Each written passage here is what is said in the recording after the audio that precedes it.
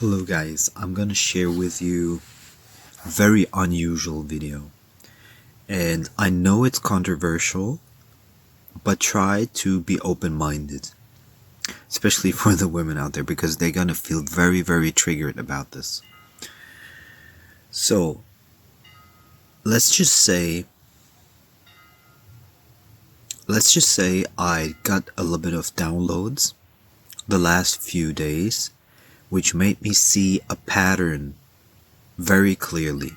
And the origin of the pattern was that I realized where my problem lies. So I'm first gonna explain it, where my problem lies, stay open and receptive on this, and then see how it works with you. And feel free to comment if you feel it different or if you notice the pattern, but stay with yourself a little bit and be open to the idea that I might be right. So, I believe I'm a nice guy. I believe I'm financially in a good position. I believe I'm pretty much emotionally calibrated. I had a spiritual awakening. What I do know is that sometimes my energy for people is too much because I'm always energetic in the sense like excited about whatever's going on. And I noticed this with wherever I was, in the workplaces that I was in, everywhere. I noticed that I have a much higher vibe, a much higher energy, much higher enthusiasm, and also kind of like this optimistic future vibe, which nobody else around me had. And that is sometimes, at least initially, it's super magnetic. And women love this. At times, so much so that when I was at a certain workplace, that certain women were very interested in me. Because even the most beautiful ones, so I was working as a freelancer in a medium-sized company, and over time, the most beautiful girls were like, I was going out with them and getting to know them and so forth. And it wasn't a problem to like, okay. So, just to give you like a rough idea of the kind of the energy that I put out. But what I noticed, and this is super interesting, that as soon as the women got to know me, they were like, oh, he's a nice guy to hang out with, to do stuff, but I'm not attracted to him. I don't want to get deeper into him. And I always wondered why that is. So I was looking at different angles, and now now I do it this way. I see, okay, there's something that I don't manifest, so I'm going to go into a higher vibration. And I'm not going to worry about the people that are not interested in me. I'm not going to even try to put me down and make me worse than I am. I'm just going to go into high vibration. That's it. And just try to get more insights. And this is what I want to share right now. So, what I noticed is that there's a very specific thing, and I just noticed this like 2 or 3 days ago, that I do. And it's called oversharing. Overinvestment, oversharing, over-offering. And I call this, within the J. Costa container theory, I call this, I'm giving too much of my masculine energy into the feminine container. And it's super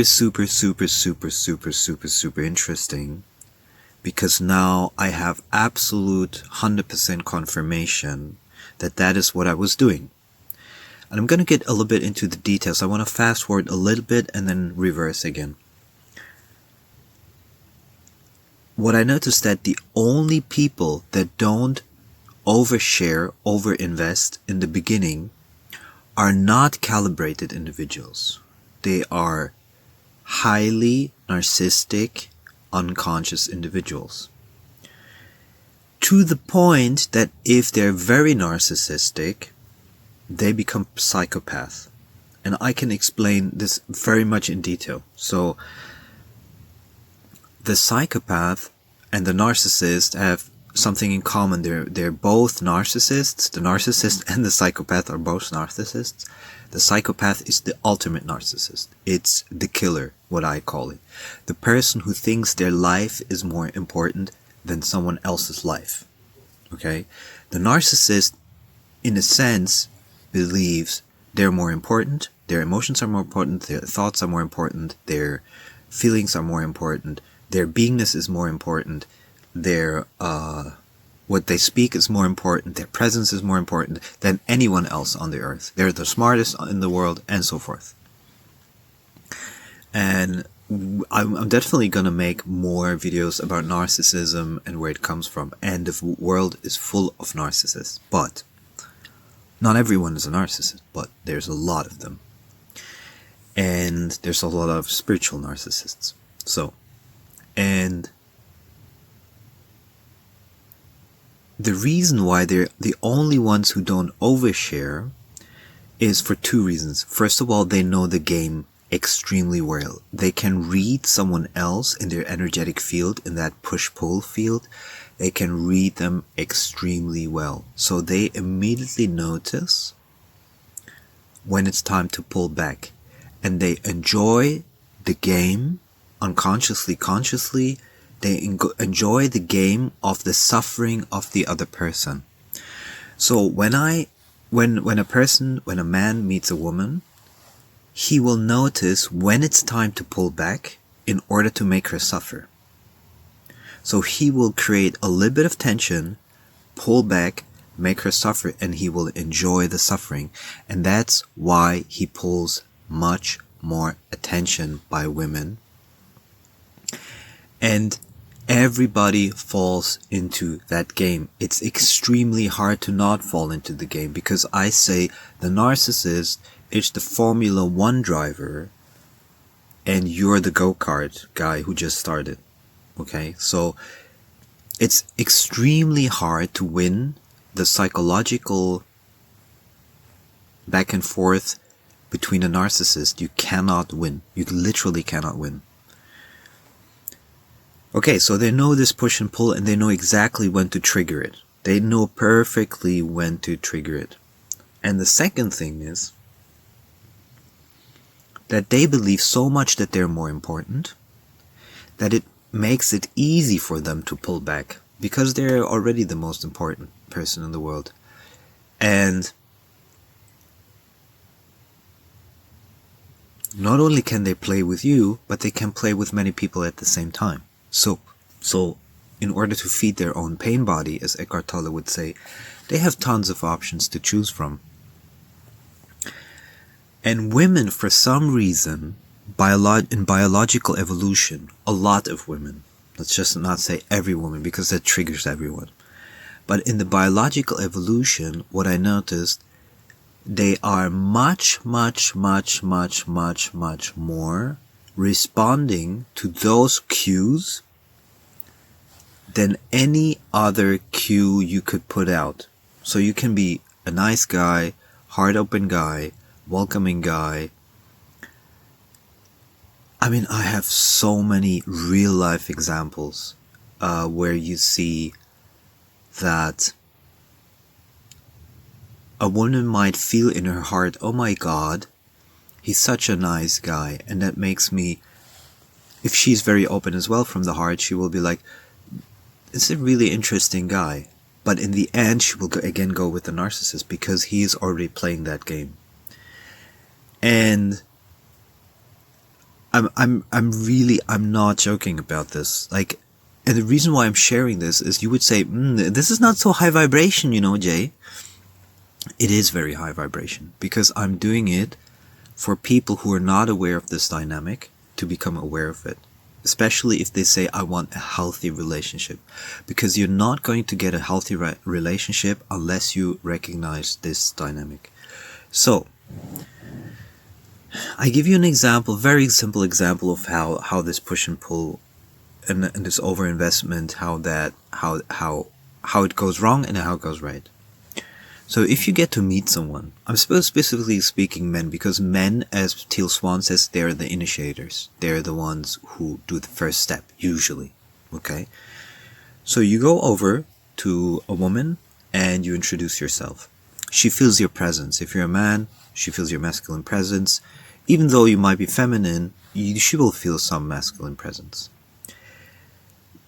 And you show a little bit of that masculine presence, and she can decide what she does with it. So in her container, in her feminine container, she alchemizes that energy and she gives it back. She's like, oh, this feels really nice, this energy. Kind of like you're dancing with that energy. I'm liking this, and I give a little bit back. And then the man receives that, and he can decide how he goes with that energy. The over-investor, and a lot of men will like this because I'm sure they've done it in their life. The over-investor, let's give the absolute extreme of the over-investor, okay? That's the guy who comes, is like, oh my god, you're so beautiful, I love you, and the love bomber, and brings flowers and so forth. Of course, if he's very attentive and the woman likes that kind of attention, she gets high on the attention. Okay, so she might crave that attention and she will want that person to be around only for that attention. But most of the time, the woman will very much block and move backwards and be like, what's wrong with this dude? Why is he over-investing? Okay? Now, we can talk about natural over-investing, artificial over-investing because you're not secure in yourself, and so forth. But in general, it's not logically, it's not really a good indicator. It might seem for the woman, because she's biologically hardwired for some reason, to believe it's a good indicator, but it's not. A person that overshares can be just as good as a person that doesn't share at all. But for some reason, the person who almost doesn't share at all is the most interesting one. Okay? So the guys can learn from this because they can learn to not overinvest. So if you offer the woman help, if you offer the woman attention, you offer the woman energy, you offer the woman your presence, and you overshare, then it backfires. And it's such a clear dynamic to me now that it's almost like my mind is almost blown, because I didn't. It's a little bit painful for me, to be honest, because I feel like I need to dim down who I am. But I notice, absent from whatever anything anyone else says, I notice it's the truth. It's the truth in interpersonal dynamics. So even if one was like, just be yourself, you will find the right tribe.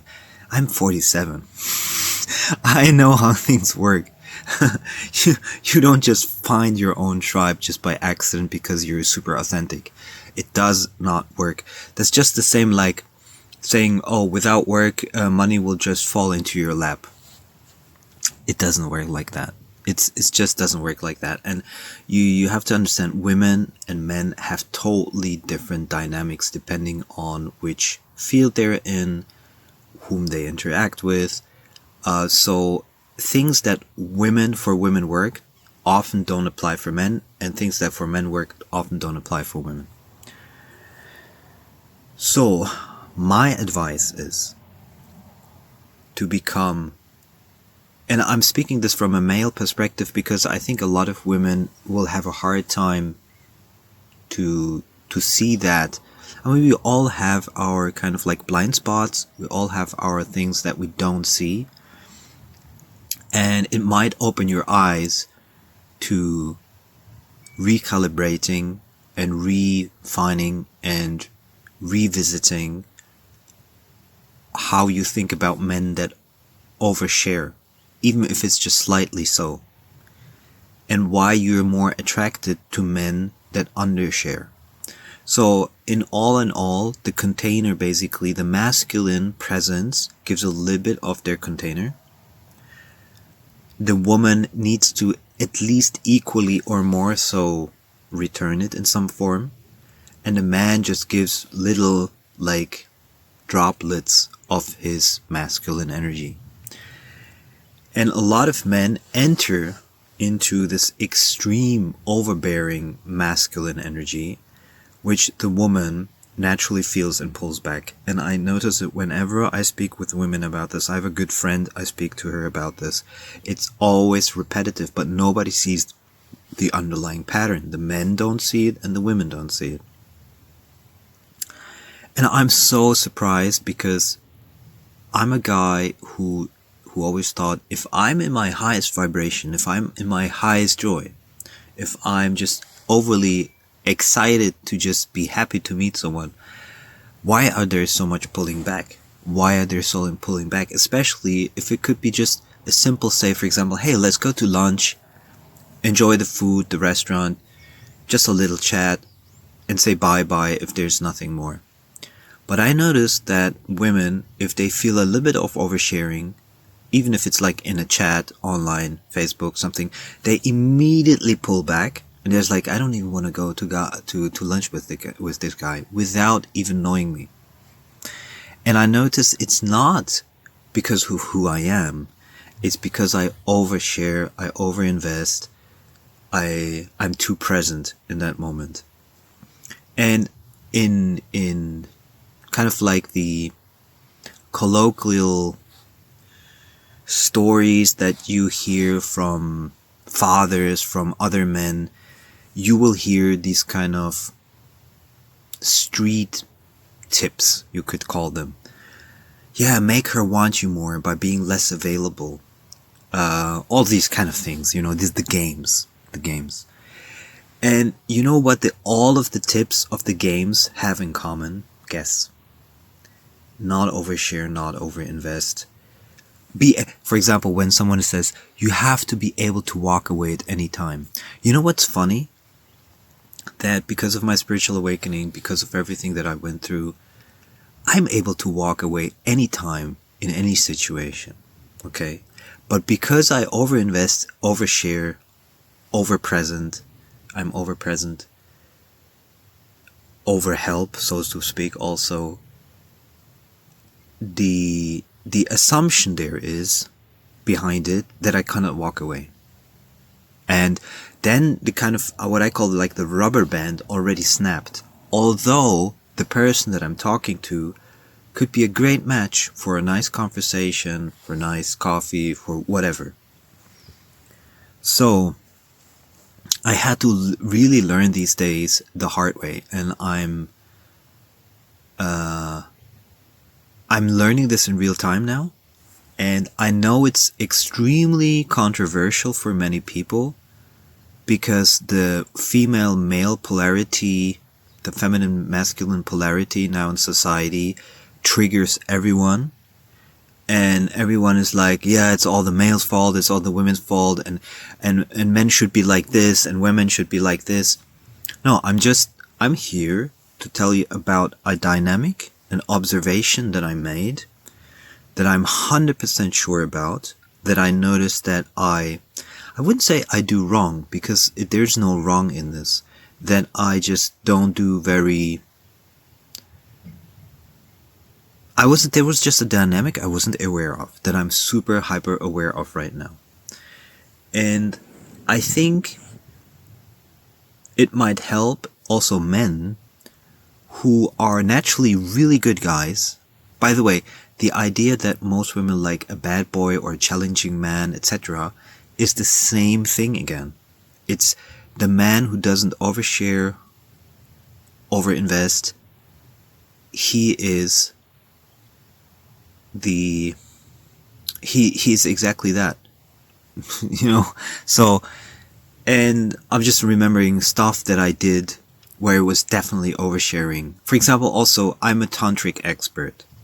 So when I meet someone, and usually some of the people that I meet have some issue in their life, so I offer myself as someone who can look at it, because I have a different perspective. It would be like, imagine like you have cancer, and you meet a cancer specialist on the road, and it's exactly the cancer. He's a lung cancer specialist, and you have lung cancer. It would be almost a crime for the lung cancer specialist to not look at the person, right? You would say.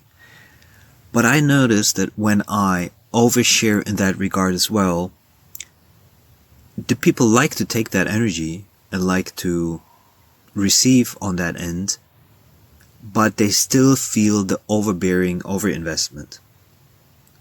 And that was also a mind opener. So whatever talent I have, however powerful I am in this regard, I'm not oversharing this anymore. And when it organically develops, like the person feels drawn to it, or they're like, for example, you can just talk about it. So you can be like, I know how to heal blockages. I know how to open blockages. How do you say it? Point in French, like dot at the end, nothing else. And the person either then comes into my direction and says like, oh, this sounds interesting, and trust in the universe that the universe will lead in this regard as well. So I think what it comes down to is a bit, if we were to see it from a very high frequency, it comes down to the idea, if you deeply trust the universe, also in this interpersonal stuff, then you will feel that you don't need to overinvest, because if, say, you meet the right person, or a person where it should go deeper, in a way it will help, it will develop naturally. And the person who truly deeply believes that is able also to walk away in a sense that is almost hard to comprehend logically. So for example, a guy who meets a woman and then is like, oh, that was a nice conversation, and just walks away, he's underinvested and will be automatically more interesting than a guy who's like, oh, can I have your number? And oh my god, let's do things together. And I'm just learning this. I'm 47. I'm just learning this now. But it's so interesting to learn from this. And I can already intuitively feel when I overinvested. And I can already intuitively, I know whether the person will contact me again or not. And I notice that it's literally all dependent on this dynamic. It's not dependent on who I am. It's not dependent on what I have to offer. It's not dependent on my financial situation. It's not dependent on how I dress. It's not dependent whether I'm super funny or not. It's not dependent on, all the things that are like cliche also in this society. It's all dependent on whether you overinvest your masculine energy, or whether you give too much of that container so the other container cannot hold it. And of course, it depends also on the person on the receiving end. What kind of container do they have? Do they have leaks in the bucket? Do they have a broken bucket? Do you have a bucket in which they can alchemize this energy very well and really appreciate it? So you have, of course, that dynamic as well. But in general, if you overinvest, it just won't work. You won't create that dynamic. And the narcissist, like I said, he knows exactly when to do it. He's so drilled. He knows exactly that kind of tiny spot where he needs to pull back or do something, or gaslight or nag or push pull or whatever. And that's why most women fall for that. And he also has a great incentive, which is to bed the woman. So when he was successful with it as a survival procreation strategy, especially as a procreation strategy, he will continually repeat it until forever. So he has no incentive to get out of that dynamic. And because he's not conscious, or she's not conscious enough, they can't even on this frequency. Narcissists are completely blind. They don't have this frequency where they can self-reflect and move into a higher consciousness. That's why I always say it's the best thing is to leave narcissists alone, completely alone. Don't bother with them because they don't have that frequency. It just doesn't exist. It will be like, let's imagine you have a red light. You can't expect the red light to shine blue. It's just not gonna happen. Okay. So yeah, I wanted to give you this insight, and although it's controversial and I know it triggers a lot of people, I'm 100% sure of it. And I think it is one of the problems why women complain about men. They complain about men because they pick the wrong men. Why do they pick the wrong men? Because they're hardwired to only pick the narcissists of different levels. It could be a small narcissist. It could be a psychopath. That's why also Nice Guys Finish Last. You know the book, Nice Guys Finish Last. Why they finish last. And there's also evolutionary, of course, also makes sense to pick someone who just is very egocentric and says, I'm just gonna get what I want. Okay, I'm just gonna, when I see something, I'll just get it. Okay, and that's inherently attractive to a woman because that's what I call resource movement ability. A man who can move resources when they're required. It makes biologically to pick someone like that perfect sense. But nowadays, the nice guys can pretty much do the same thing. They just don't advertise it the same way. And I'm not sure if that's something that women can give up on because it would need a high level of reconsidering your whole biological evolution, how to pick men. But what I think is easier is for nice guys, for example, like me, I don't know how nice I am, but for nice guys to reconsider how much they invest. And it's something you can learn fairly quickly. It's easier than to override biological evolution. So I wanted to share that with you. I hope you're not too upset. And maybe you're open enough to go into discussion. The thing is, I'm a taboo-less person. I can talk about anything. I'm super authentic, integer.